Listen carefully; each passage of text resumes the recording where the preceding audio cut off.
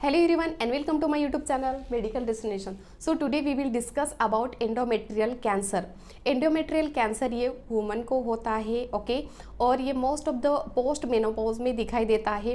Menopause यानी कि periods आना बंद हो जाता है 45 टू 55 ईयर्स में। ये फीमेल का जो पीरियड्स है ये पीरियड स्टॉप हो जाता है ओके। और ये जो एंडोमेट्रियल कैंसर है ये endometrial cancer most of the old age में दिखाई देता है। अब वो 55 ईयर्स में ये एंडोमेट्रियल होने का ज़्यादा चांसेस रहता है। एंडोमेट्रियम ये एक यूट्रस का लेयर है ओके, ये टिश्यू है और ये टिश्यू में कैंसर हो जाता है ओके। कैंसर के भी टू टाइप से, फर्स्ट है बेनाइन ट्यूमर, देन सेकेंड है मैलिग्नेंट ट्यूमर।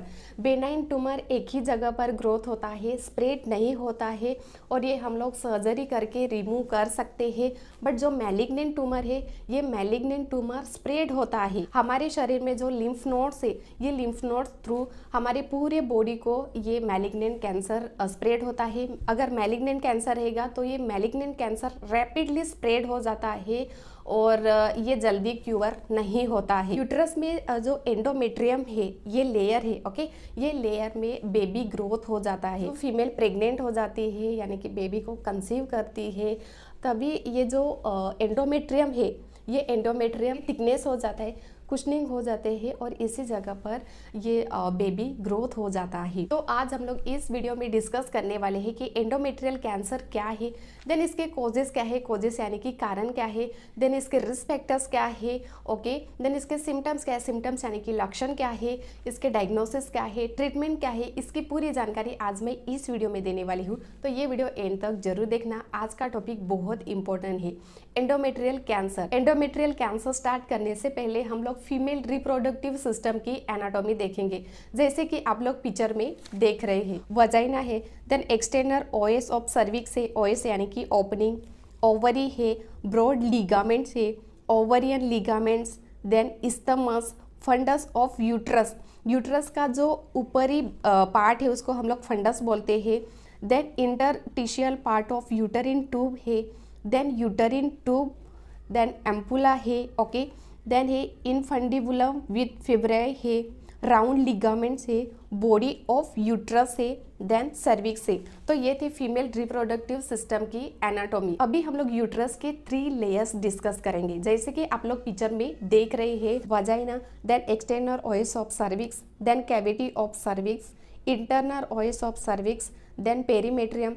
पेरीमेट्रियम ये यूट्रस का लेयर है ओके, आउटर लेयर है, then cavity of body of uterus, then uterine tube है ओके, देन मायोमेट्रियम है, ये मायोमेट्रियम स्मूथ मसल्स है ओके, और ये मायोमेट्रियम यूट्रस का मिडल लेयर है ओके, देन एंडोमेट्रियम है, एंडोमेट्रियम ये यूट्रस का इनर लेयर है और इसी जगह पर ये एंडोमेट्रियल कैंसर होता है ओके। एंडोमेट्रियम ये जो मसल्स है यानी कि लेयर है ये थिक रहता है, ये टिश्यू थिक रहता है। क्यों थिक रहता है? क्योंकि यहाँ ब्लड वेसल्स ज़्यादा रहता है ओके, और यहीं से ही मेंस्ट्रुअल साइकिल स्टार्ट होती है। अगर ओवम फर्टिलाइज नहीं होता है यानी कि बेबी इम्प्लांट नहीं हो जाता है तो जो पीरियड से मेंस्ट्रुअल साइकिल है तो ये मेंस्ट्रुअल साइकिल चालू हो जाता है ओके। तो ये मोस्ट इम्पॉर्टेंट है और ये एंडोमेट्रियम में ही जो एंडोमेट्रियल कैंसर है ये हो जाता है, यानी सर्वाइकल कैनर। तो ये थे यूट्रस के 3 लेयर्स ओके। फर्स्ट लेयर्स का नाम था पेरीमेट्रियम, देन जो मिडल लेयर था, मिडल लेयर का नाम मायोमेट्रियम था, और जो इनर लेयर है ये इनर लेयर का नाम एंडोमेट्रियम। तो ये एंडोमेट्रियम में कैंसर हो जाता है, यानी कि जो कैंसर के अबनॉर्मल सेल्स है ये अबनॉर्मल सेल्स एंडोमेट्रियम में ग्रोथ होते हैं। अभी हम लोग डिस्कस करने वाले हैं एंडोमेट्रियल कैंसर क्या है। एंडोमेट्रियल कैंसर यानी कि हमारा जो एंडोमेट्रियम लेयर है, टिश्यू है, तो ये टिश्यू में कैंसर के अबनॉर्मल सेल्स ग्रोथ होते हैं और इस कंडीशन को हम लोग एंडोमेट्रियल कैंसर बोलते हैं। अभी हम लोग ये डिस्कस करने वाले हैं कि एंडोमेट्रियल कैंसर के कॉजेस क्या है, कॉजेस यानी कि कारण क्या है, किस वजह से हम लोगों को ये एंडोमेट्रियल कैंसर होता है। तो इसका जो रीज़न है ये अननोन है ओके, अभी तक फाइंड आउट नहीं हुआ है क्या किस वजह से ये कैंसर होता है, बट जो रिस्क फैक्टर्स है वो अभी हम लोग डिस्कस करने वाले हैं। इसमें फर्स्ट है मोस्ट ऑफ द वुमन को पोस्ट मेनोपॉज ये एंडोमेट्रियल कैंसर होने का ज़्यादा चांसेस रहता है। जिस वुमन का एज अब वो 55 ईयर्स रहेगा उन लोगों को ये एंडोमेट्रियल कैंसर होने का ज़्यादा चांसेस रहता है। मेनोपॉज यानी कि पीरियड्स आना बंद हो जाता है। देन सेकेंड है डायबिटिक माइलाइटिस। डायबिटिक माइलाइटिस के वजह से भी एंडोमेट्रियल कैंसर होने का ज़्यादा चांसेस रहता है, यानी कि रिस्क रहते हैं। देन ओबेस, जिस वुमन का जो वेट है ये वेट ज़्यादा रहेगा, ओबेसिटी रहेगी, तो इस वजह से भी ये एंडोमेट्रियल कैंसर होने का ज़्यादा चांसेस रहता है। अगर जो मेंस्ट्रुअल पीरियड से ये मेंस्ट्रुअल पीरियड जल्दी आता है तो इस वजह से भी ये एंडोमेट्रियल कैंसर होने का ज़्यादा चांसेस रहता है। देन जिस वुमन को हाई ब्लड प्रेशर रहेगा यानी कि बीपी का प्रॉब्लम रहेगा तो वो वुमन को भी एंडोमेट्रियल कैंसर होने का ज़्यादा चांसेस रहता है। देन है इनफर्टिलिटी यानी कि नॉट गेटिंग प्रेगनेंसी। ओके, तो इनफर्टिलिटी के वजह से भी एंडोमेट्रियल कैंसर होने का ज़्यादा चांसेस रहता है। देन है नो चाइल्ड यानी कि फॉर एग्जांपल अगर जो वुमन है ये अनमैरिड रहेगी या सम मेडिकल कंडीशन के वजह से जिस वुमन को बेबी नहीं होता है तो वो वुमन को भी ये एंडोमेट्रियल कैंसर होने का ज़्यादा चांसेस रहता है। हार्मोनल चेंजेस के वजह से समटाइम जो मेनोपॉज है ये मेनोपॉज लेट स्टॉप हो जाता है। ओके, और इनरेगुलर पीरियड्स आता है, जो पीरियड्स का साइकिल है 28 डेज ये प्रॉपर नहीं रहेगा। किसी किसी को 1 मंथ गैप रहता है और 1 मंथ गैप के बाद पीरियड्स आता है, इनरेगुलर पीरियड्स आते हैं, तो इस वजह से भी ये एंडोमेट्रियल कैंसर होने का ज़्यादा चांसेस रहता है। अगर आपके फैमिली में एंडोमेट्रियल कैंसर की हिस्ट्री रहेगी, आपके मदर्स को है, ग्रैंड मदर को है, तो जेनेटिक के वजह से ये हम लोगों को एंडोमेट्रियल कैंसर होने का ज़्यादा चांसेस रहता है। और जिस वुमन को ब्रेस्ट कैंसर है और ये ब्रेस्ट कैंसर प्रिवेंट करने के लिए जो ट्रीटमेंट लेती है तो ये ट्रीटमेंट के वजह से भी सम टाइम बहुत रेयर केसेस से ये एंडोमेट्रियल कैंसर होने का ज़्यादा चांसेस रहता है। देन लास्ट है hormone replacement therapy. Hormone replacement therapy ये most of the during menopause. Okay, ये ड्यूरिंग मेनोपॉज में जो फीमेल है ये फीमेल के जो एस्ट्रोजन हार्मोन्स के जो लेवल है ये कम ज़्यादा होती है। ओके, और मोस्ट ऑफ द जो एस्ट्रोजन के लेवल से कम हो जाती है और इस वजह से हार्मोनल थेरेपी लेनी पड़ती है। ड्यूरिंग मेनोपॉज में फीमेल को सिम्टम्स दिखाई देते हैं, लाइक नाइट को बहुत स्वेटिंग होती है। ओके, हेडेक होता है, जॉइंट पेन हो जाता है। ओके, देन मूड चेंजेस हो जाते हैं, समटाइम वो हैप्पी रहती है, समटाइम सैड स्टेटस में रहती है और समटाइम बहुत चिड़चिड़ापन करते हैं, इरिटेट हो जाते हैं। तो हार्मोनल रिप्लेसमेंट थेरेपी के वजह से भी फीमेल को ये एंडोमेट्रियल कैंसर होने का ज़्यादा चांसेस रहता है। तो ये थे एंडोमेट्रियल कैंसर के रिस्पेक्टस। अभी हम लोग डिस्कस करने वाले हैं सिम्टम्स यानी कि लक्षण।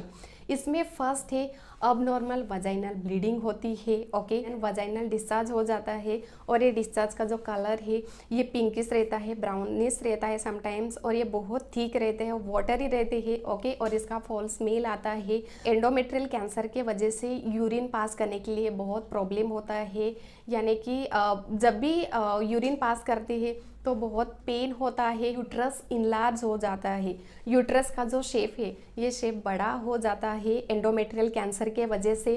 देन अनएक्सपेक्टेड वेट लॉस हो जाता है, एंडोमेट्रियल कैंसर के वजह से वीकनेस आता है।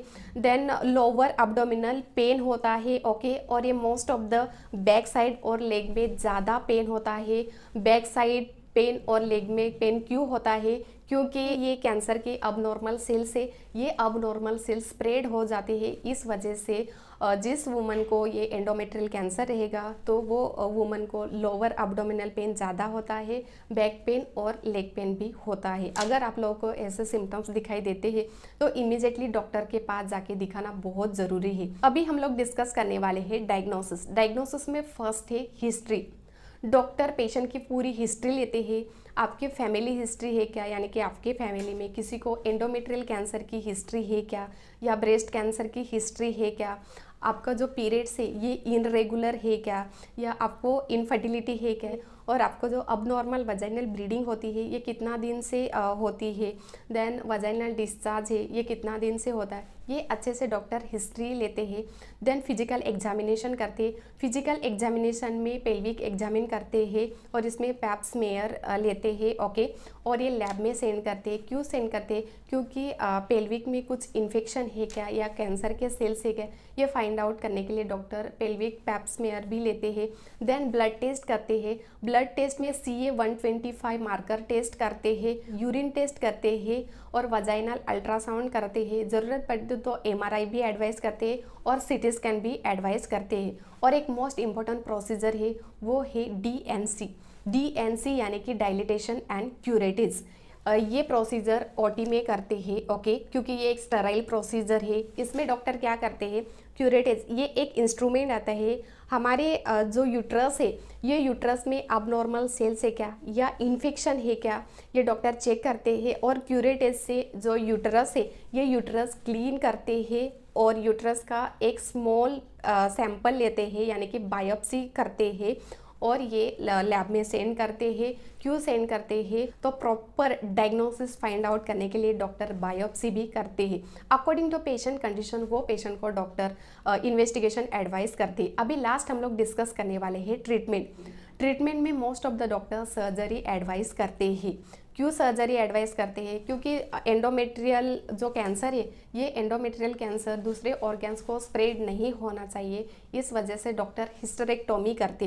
हिस्टेरेक्टोमी में फीमेल का जो रिप्रोडक्टिव सिस्टम है ये रिमूव करते हैं, लाइक जो फेलोपियन ट्यूब है, यूट्रस है, सर्विक्स है, एम्पुला है, ये डॉक्टर रिमूव करते हैं, ओके।